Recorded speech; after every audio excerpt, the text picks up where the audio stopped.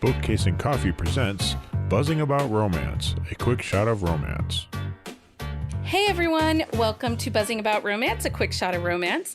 We actually have a special edition of this quick shot of romance. For the Dissent Anthology Auction, Leah and I made the choice to put forth a co-hosting opportunity to be auctioned off in an effort to raise funds for women's health and access to women's health as part of the Dissent Anthology. And the winner of that item was author Eva Moore. Welcome to the podcast, Eva. Hi, thank you so much for having me. I'm so glad you donated that. We weren't sure. We're like, what do people want to do? Do they want to hang out with us? Because, we never know. The answer is yes. We always want to hang out with you. There is nothing I like better than talking back to my radio to a podcast. Like the only thing better than that is actually being on the podcast so that I can talk to you in person. Yeah. I often like to yell at podcasts too. So that's part of the reason why I had to start a podcast. That and I love romance. And before we jumped onto this, we kind of shared our love of romance. And that's part of the reason I had to start this podcast, because my husband and my mother, and I didn't really have a ton of people in my real life that read romance. And the people that love me were tired of listening to me. That is a very hard spot to be in. See, I converted my mother when she was in grad school and I was in college. And I said, Mom, you're losing your mind. Here. Her name is Nora Roberts. It's a trip to Ireland. Just read it and take a break. And now she's got a 5-book-a-week habit and is delightful. That's she amazing. shares my Kindle account. My mother started reading romance. I was inspired to read romance from my mother, but as she's gotten older, she's huge into audiobooks and goes towards, when she does romance, she does more romantic suspense. So Nora Roberts or, more towards genre fiction. And I'm over here like, give me all the steamy smuttiness. I want it all. I did have a moment where I thought, oh, should I warn her about the milking? Maybe don't read that one, Mom. It's okay. But then, I look at some of the older romances that my mother would have read in the 80s and 90s, like Phyllis Whitney, Laverne Spencer. Like, this is true. Some of those were bonkers. Absolutely. I think that I can handle an orc a little better than, some of the gender play that happened in medieval times. Yeah. So, hey, there is something there for everybody. Exactly. And that's what I love about romance. And that's what romance has been for me since I was 12. Yeah. Yeah. I was it's funny too, because I know you do a lot over on TikTok. And, the conversation came up about like parents not wanting their kids to read romance. And I'm like, well, first of all, it's not my job to parent your child. But the other piece of that is I read it young and I'm okay. Can I tell a funny story? Yeah, go ahead. My mom had no idea that I started reading romance at 12 until she heard it on a podcast that I did. And she listened to it and she called me. I knew she'd listen to it because the minute she called me, she goes, did you really start reading when you were 12? You snuck to the library? And I'm like, yeah, I just hid in the back and read for 4 hours and then came home for lunch. Like, what did you think I did all summer?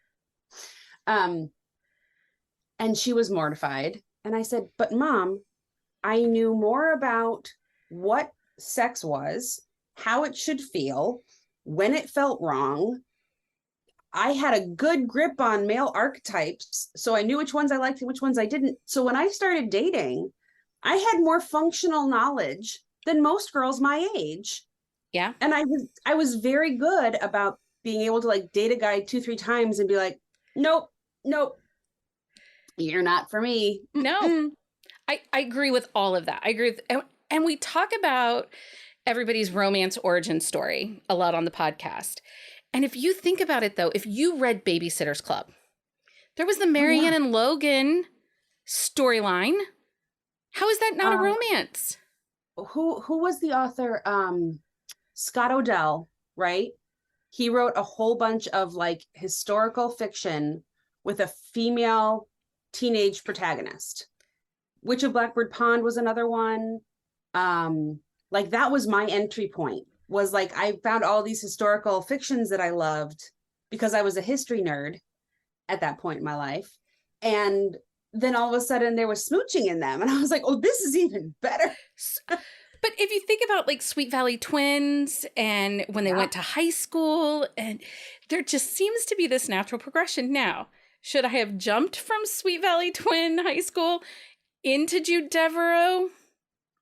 Maybe not. Maybe But not. you know what? We're fine. We're fine. Fine. My first romance was Warrior's Woman by Johanna Lindsey, which is a sci-fi, like, she's from an advanced civilization. He's a literal barbarian. And all I remember from my first reading was, you can do that in the woods? Like, what? Mine was Jude Devereaux's The Conquest, which is medieval. And he is a knight, a sir, a lord, and she is his page. But she's taken the place of her brother because she's trying to kind of hide out. And so it's this, he's attracted to someone who's supposed to be in a boy, but is not a boy. And there was spanking. And anyway. I feel like I've read some of those on a pirate ship too. Yes. Where it's like, oh, I'm not sure how this is working out, but okay. Joanna Lindsey did that a ton on the pirate ships. Yes, a ton. Yes, she did. Okay, so I'm going to read your bio real quick, and then we'll get into a little bit more of this. So as a young woman, Eva Moore loved nothing more than to dive between the pages of romance and lose herself in the stories. They were perfect for avoiding midterm and report cards. She even met her husband while reading a book. About the time the second baby came along, though, she found she had little time for diving into anything but laundry. Missing her stories desperately, she began to make up her own. The stories she played with in her mind while she washed dishes and changed diapers eventually made their way into the pages, and she was hooked. Eva now lives in Silicon Valley after moving around the world and back with her college sweetheart, her 3 gorgeous girls, and 2 Shih Tzus, who think they're cats. That's funny. She can be found most nights hiding in her closet/office, scribbling away, and loves to hear from the outside world. Again, welcome to the podcast. We're so excited to have you. Thank you. I'm really excited to be here. So one of the things that we do in Quick Shots is we talk about books, and we're going to actually talk about one of your newer releases, and that's Catch a Vibe, which is your pandemic quarantine inspired romance. Yep. So we will get to that, but let's just talk about you as a writer first. Absolutely. So are you a pantser or a plotter? So I have been many things across my 15 books that I've written. I started off as a plain pantser.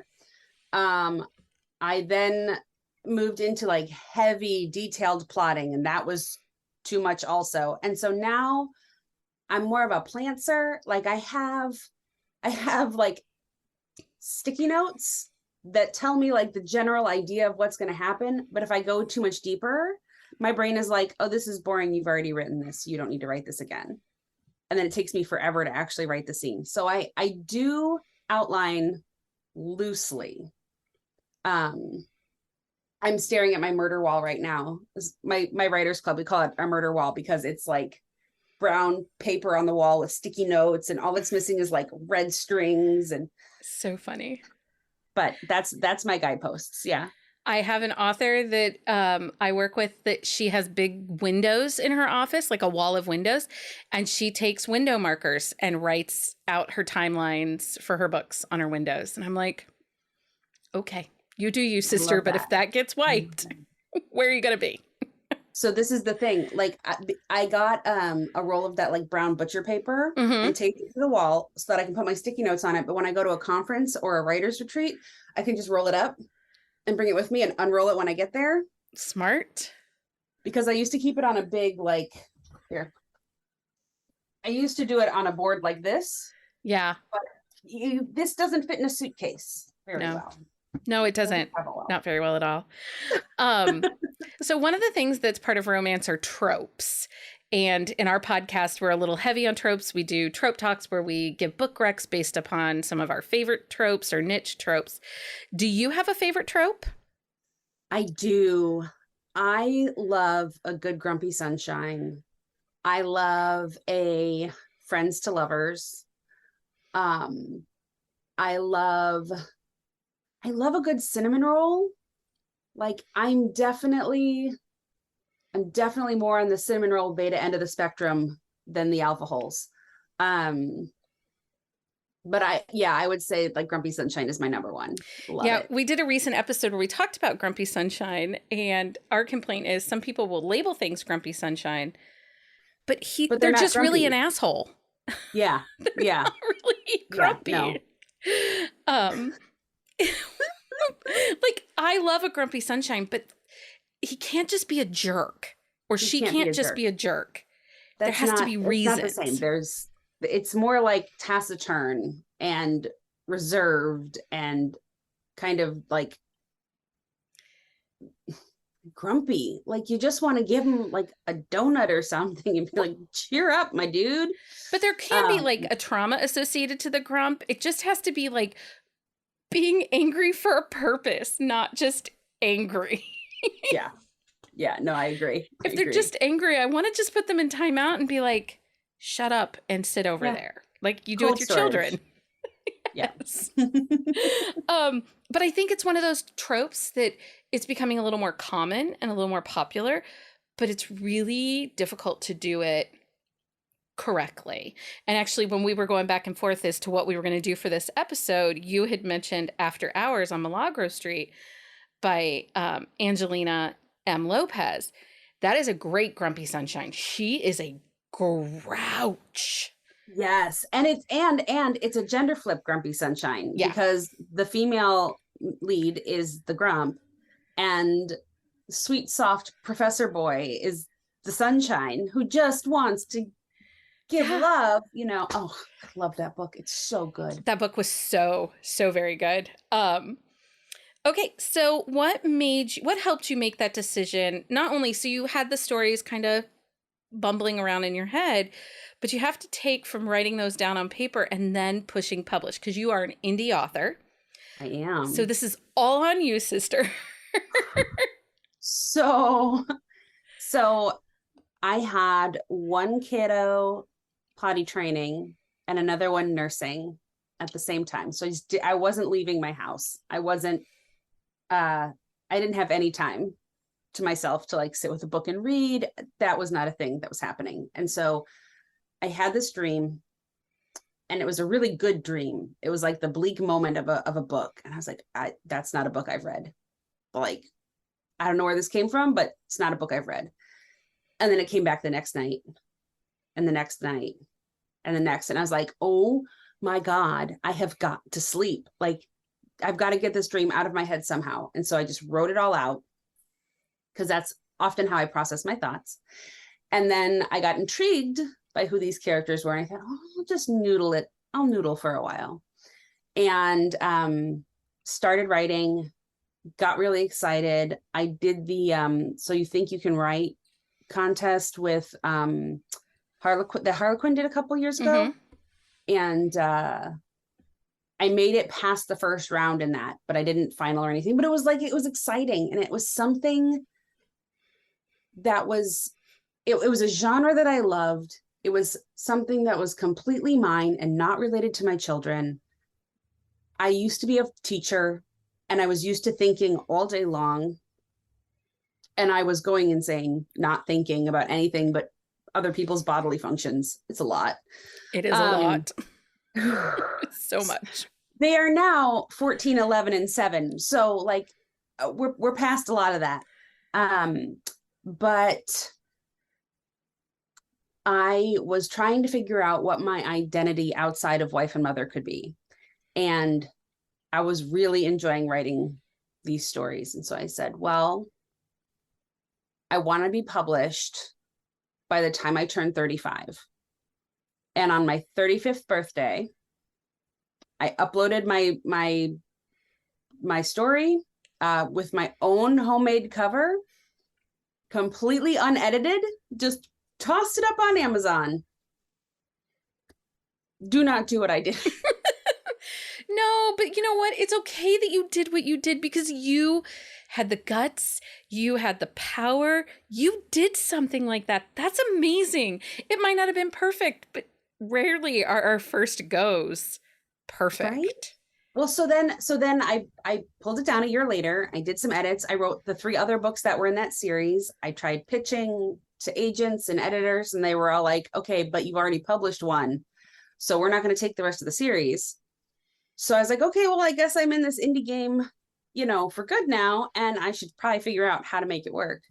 And I won another contest with book 4 in the series. And part of the prize was that they were going to help me publish it. And I was like, oh, okay, but books 1, 2, and 3 aren't currently out. And you want to publish book 4 by May. Oh, okay. So I edited 4 books simultaneously and published in January, February, March, and May. Okay. We got the first 4 books out. And it's been a wild ride ever since.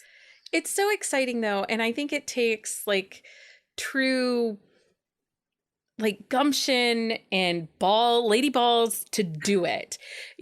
We often talk on the podcast, my co-host Leah and I, we both work in publishing, but neither one of us are going to write a story. We are happy to fix your words. We cannot write the words. And so we have like mad respect for anybody that writes the words, even if you're just writing shorts, because we're not doing that. I have to say, Eloisa James gave me the best advice. We were at an RT conference, probably 2017, 2018, maybe.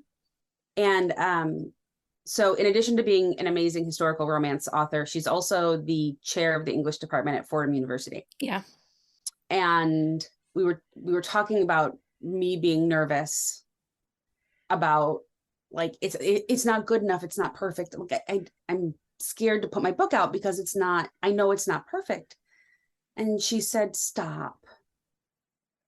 Good enough is good enough.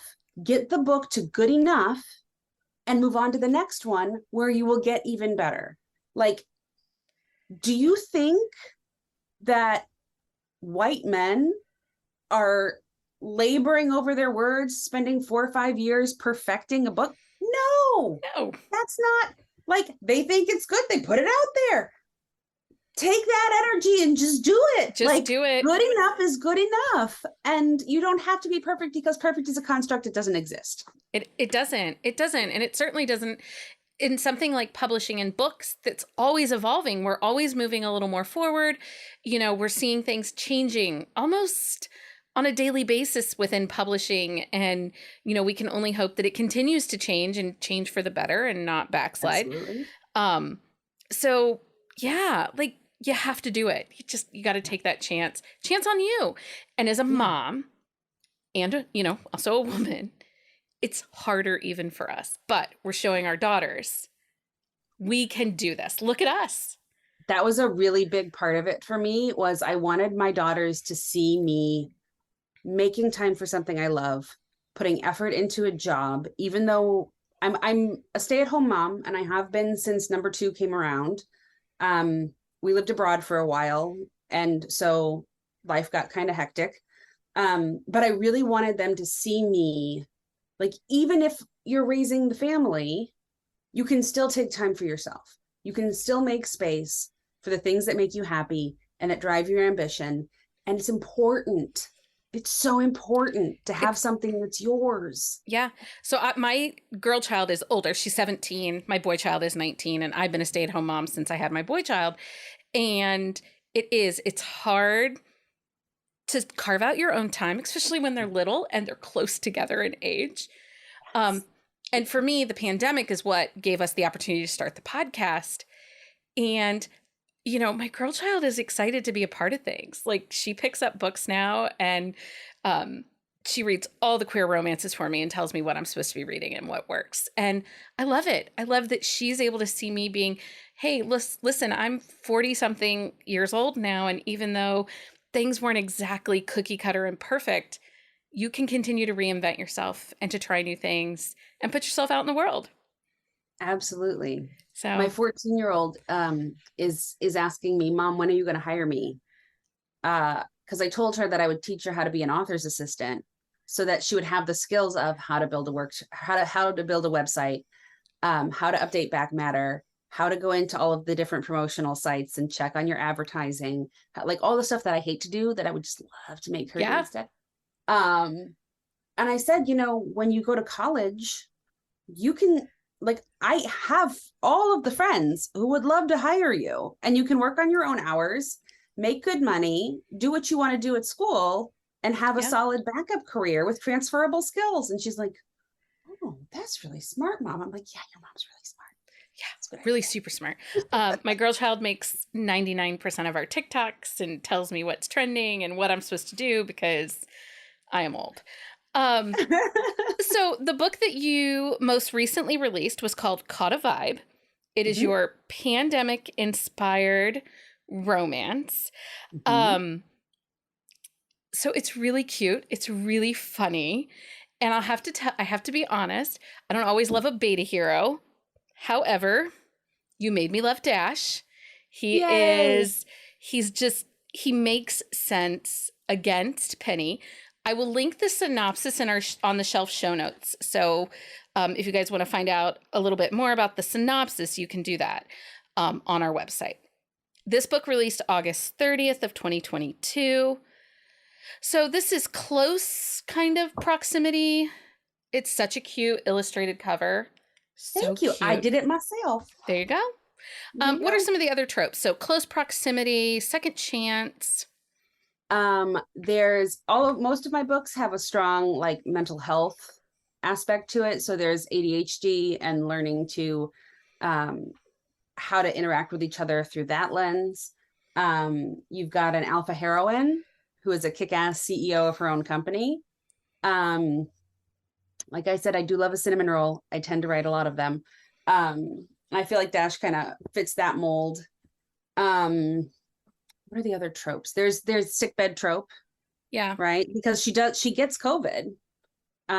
There's a little bit of modern epistolary with the texting and the video chat and all of the different ways that we communicated during the pandemic. Well, you did. So I will talk about that a little bit. Like, you captured the trends and the feels of COVID so very well. You've got the sourdough starter, the succulents that we all had to purchase during quarantine, and Zoom calls and functioning in this engaging but impersonal piece to it. You kind of captured all of that in this book, which I thought was great. Thank you. So I started writing this book in 2019. It's the meet cute is somewhat based on real events. There was a sex toy designer who went to display this revolutionary toy that she had made at a tech convention. She was up for the Innovators Award, and they came by her booth and looked at it. And like within 2 hours, she was told it's profane and immoral and not allowed to be part of the conference, and you have to leave. And I remember reading the news story about that and being absolutely livid on her behalf. And I thought, oh my God, it would be such a great meet cute. It would be a great intro to a story. Oh my God, I have to write this. So I started writing it. So everything that happens in like the first 3 or 4 chapters, I wrote pre-pandemic. Okay. And then the pandemic hit and everything shut down. And I couldn't see how to write the story that would then come out like conceivably a year later when I didn't know what the future looked like. Like I didn't know what was going to happen. With none of us knew. Right. And so that book sat for a very long time until I could see in hindsight where it would fit and what I could do with it. But so there's a big debate in romance, like, did the pandemic happen or did it not? Are we ignoring it completely or are we diving in? Right. And it's a challenge. And I will tell you, like, when you told me what the title was and I looked at the blurb, I have a lot of trauma attached to the pandemic. I was very lucky. I didn't lose anybody. I didn't have anyone hospitalized. My eldest child had a liver transplant. So oh my God. We were in quarantine actually 10 days before shutdown notices were happening because we knew that we had to keep him safe. And then I was in like lockdown or quarantine probably 6 to 8 months longer than anybody else. So for me, you know, we posed this question a lot in 2020 to authors. Are you going to write the pandemic? How does this look now? Do we just move on from it? And honestly, yours is the first book I read, and it was well done. Like, it had the feels, it had the vibes. You know, I think that if all the authors can write it in like this, we'll be okay. Well, here's my thing, right? Like, in times of stress and depression, and, you know, when I am down, I reach for an HEA. I reach for a happily ever after, because I know it's going to deliver what I need. And damn it, I am reclaiming the pandemic, because as crappy as it was and as stressful as it was, like, we had a horrible, many bad things happened to my family personally during the pandemic also. But there's still a window for happily ever after. There were still situations where this terrible thing that happened could still have a hopeful and loving outcome. Well, you know, and I really wanted to put that on the page so that we can start to find the narratives that are going to make us feel better about what's happened in our past. Well, and if we kind of look at it and put it in context of, say, 9/11, yeah, contemporary romance in 2002, 2003 didn't, if there was a New York based, you didn't talk about it. It just wasn't brought up. But there were no more big airport love scenes. You know, yeah. It was slowly brought in. And I think that you had a lot of military heroes. And a lot of military heroes. Yeah. And in this book, you did it in such a way that it was like that. It was subtle and gentle without being like political or in your face. Mm-hmm. And, you know, the fact that Penny is this really dynamic, intense heroine who then is forced to like sit down stay at home in a box and, you know, can't go out and fight and do the things she wants to do. That makes for like a really dynamic story, because she now has this hero who wants to support her and love her and do all that he can. But who comes with a very specific mindset that she has never had to live with in close proximity. Yeah. Yeah. And living with somebody with ADHD is different. It is. You know, in doing a lot of the research for this book, in the process of it, like, my mom has been diagnosed with it. And my youngest daughter has just recently been diagnosed. And so, like, doing all this research on ADHD was really good for me. But I really wanted them to have the conversation that, like, grown adults have to have when you're living together and you're trying to set norms and understand how the other person functions. Like, I really wanted my friends who have ADHD to see themselves on the page and have them be respected and approached. But even though, like, Penny she didn't have ADHD, and she's right. driven and successful in what she does, she also was flawed. And because of her flaws, it makes her relatable and not seem so perfect. So you could have written her to be this incredibly, like, perfect, career-driven, got her stuff together, nothing bugs her kind of heroine, but you didn't. You made the choice to be like, hey, you might be successful, girl, but you're not perfect. No. And because nobody is. Nobody is. And, like, when you in talking to women who have reached that level of their career, right? There's always trade-offs. There's always things that, like, me being extremely focused and driven in this one area means that stuff over here I'm not paying attention to. Right. You know, and I don't think anybody's perfect. Again, it's a construct, right? So you have to give them enough flaws to make them interesting and enough areas where they need to grow, or it's not a story. For sure. For sure. Okay, so people can find Caught a Vibe. It's out now wherever you buy books. You also had a story within the Dissent Anthology, and that is still out there and for sale. Until Halloween. It comes down, Okay, I want to so say when this drops, October it will not 31st. be on sale anymore. Oh, no. That's okay. That's okay. That's fine. I'm pretty sure most people have grabbed that. What is next for you? What kind of projects do you have in the air? I have several irons in the fire. The next full novel that I'm working on is the second book in the Love in the Quarantines series. You met Emmy in this book. She's one of the colleagues who works with Penny, the designer. And she is going to go home.